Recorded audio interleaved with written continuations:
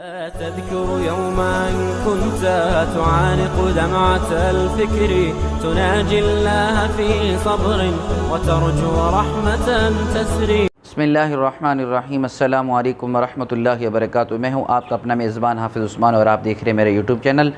میں امید کرتا ہوں کہ میرے دیکھنے والے تمام دوست سب آپ خوش و خرم ہوں گے اور میں دعا گو ہوں کہ اللہ رب العزت میرے دیکھنے والوں کو دنیا میں خوشیاں عطا فرمائے.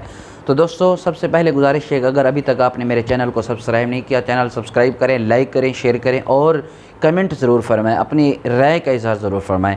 تو شروع کرتے ہیں آج کی اپنی بات. حضرت سیدنا عبداللہ بن مسلم بن قتیبہ رحمۃ اللہ تعالی علیہ فرماتے ہیں کہ میں نے سیر العجم میں پڑھا کہ اردن شیر نامی بادشاہ جب اس نے اپنی سلطنت مستحکم کر لی تو چھوٹے چھوٹے بادشاہوں نے ان کے تابع رہنے کا اعلان کر دیا. اب اس بادشاہ کی نظر سلطنت سریانیہ پر تھی. سلطنت سریانی ایک بہت بڑا ملک تھا، تو اس نے سلطنت سریانیہ پر چڑھاؤ کر دیا. اب اس کا جو بادشاہ تھا وہ شہر کے قلعے میں بند تھا. کافی دن گزرنے کے بعد اس نے اس کا محاصرہ کیا لیکن اس کو فتح نہ کر سکا. ایک دن ایسا آیا کہ بادشاہ کی بیٹی قلعے کی چار دیواری پر چڑھی اور اس کی اچانک اردن شیر نامی بادشاہ پر پڑی. اس کی مردانہ وجاہت اور خوبصورتی دیکھ کر وہ اس کے عشق میں گرفتار ہو گئی. چنانچہ اس نے کئی روز عشق کی آگ میں وہ جلتی رہی. اس کے بعد اس نے تیر نکالا. اپنے تیر پر ایک عبارت لکھی. اس نے کہا، اے حسن و جمال کے پیکر، اے خوبصورت حسین جمیل بادشاہ، اگر میری بات آپ مان لیتے ہیں، اگر مجھ سے آپ شادی کرنے سے راضی ہو جاتے ہیں تو میں آپ کو ایک خفیہ راستہ بتاؤں گی. اس راستے کے ذریعے تھوڑی سی مشقت کے بعد آپ بآسانی اس سلطنت کو فتح کر لیں گے. چنانچہ اس نے بادشاہ کی طرف یہ تیر پھینک دیا.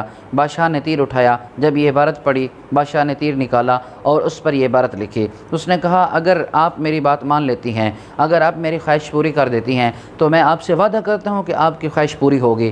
تو اس نے یہ تیر شہزادی کی طرف پھینکا. شہزادی نے اس تیر کو پڑھا. جب یہ پڑھا اس نے ایک اور تیر نکالا شہزادی نے اور اس پر سلطنت کا خفیہ راستہ، شہر کا خفیہ راستہ اس کو بتا دیا. تیر پر لکھ کر بادشاہ کی طرف تیر پھینک دیا.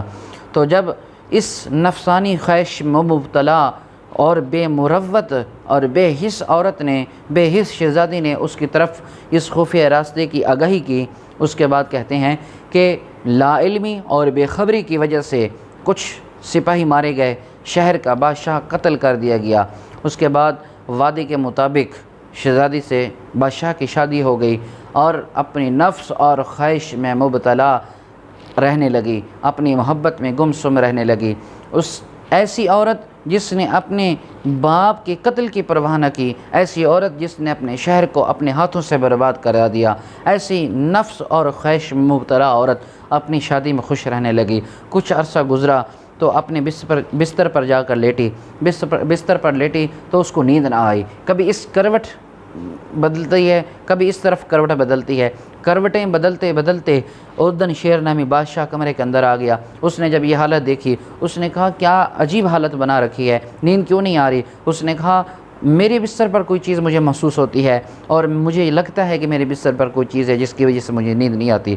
اردن شیر نامی بادشاہ نے شہزادی کے بستر کو دیکھا تو اس پر کچھ دھاگے پڑے ہوئے تھے. ان دھاگوں کی وجہ سے شہزادی کے نرم اور نازک جسم پر لگنے کی وجہ سے نیند نہیں آ رہی تھی.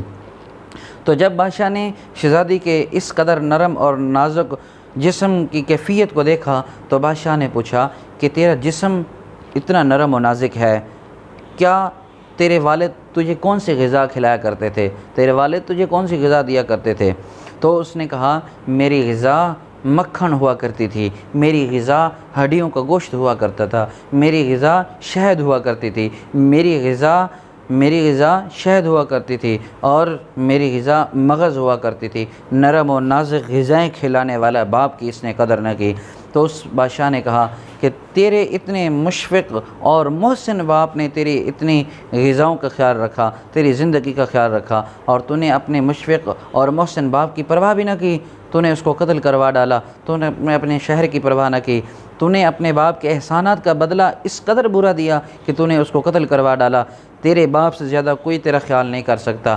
تو اس نے حکم جاری کروایا بادشاہ نے، بھائی اس شہزادی کو ایک طاقتور گھوڑا منگوایا جائے، اس شہزادی کے بالوں کو طاقتور گھوڑے کی پونچھ کے ساتھ باندھ کر اس کو گھسیٹا جائے۔ چنانچہ بادشاہ کے حکم کے مطابق شہزادی کو سزا دی گئی اور اس کا جسم ٹکڑے ٹکڑے ہو گیا۔ میرے دوستو، یہ نفسانی خواہش کی سزا تھی۔ دنیا میں انسان جب اس طرح کی خواہشات پر عمل کرتا ہے تو دنیا میں ذلت اس کا مقدر بن جاتی ہے، آخرت میں ذلت اس کا مقدر بن جاتی ہے۔ دنیا میں انسان جب اپنی خواہشات کے مطابق اپنے رب کو چھوڑ کر چلتا ہے تو اس دنیا میں بھی انسان برباد ہو جاتا ہے، آخرت کے اندر بھی برباد ہو جاتا ہے۔ دنیا میں عیش، عشرت، شوکت، شان، یہ سب چیزیں فنا ہو جانی ہیں، ایک دن موت آ جانی ہے، آخر موت ہے، کرنا ہے جو کر لے، آخر موت ہے۔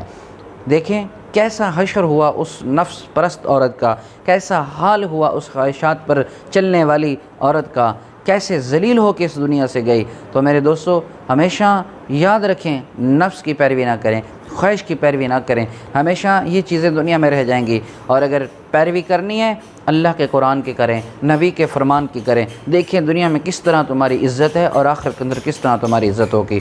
میں دعا گو ہوں اللہ رب العزت ہمیں اور آپ کو، مجھے اور آپ کو، ہم سب کو دنیا میں اللہ اپنے اور نبی علیہ الصلوۃ والسلام کے فرمان پر عمل کی توفیق عطا فرمائے۔ السلام علیکم ورحمۃ اللہ وبرکاتہ۔